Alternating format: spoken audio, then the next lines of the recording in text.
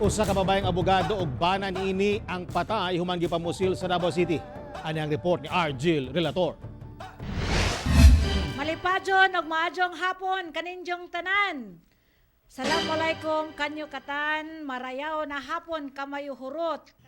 Kuha kini alas 4 Miyerkules sa hapon dihang nag-onboard pa sa iyang radio program nga Justice Redeemer si Attorney Siti Hilda Mahinay Sapi ug banang si Muhaymen Muhammad Sapi sulod sa iyang law office Barangay Talomo, Davao City.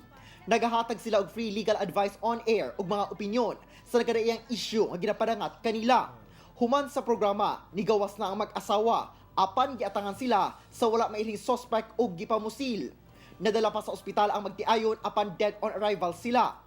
Usa sa mga ginalantaw nga posibilidad ang may kalabutan sa usa sa mga kasong gigunitan ni Attorney Sapi kaniadto ang motibo sa krimen.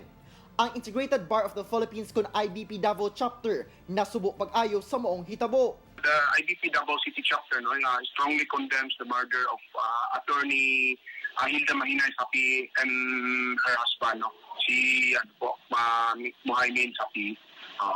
So, kinukondena po natin yung violent death nila. Nabalaka sa seguridad sa mga abogado ang IBP sa panghitabo.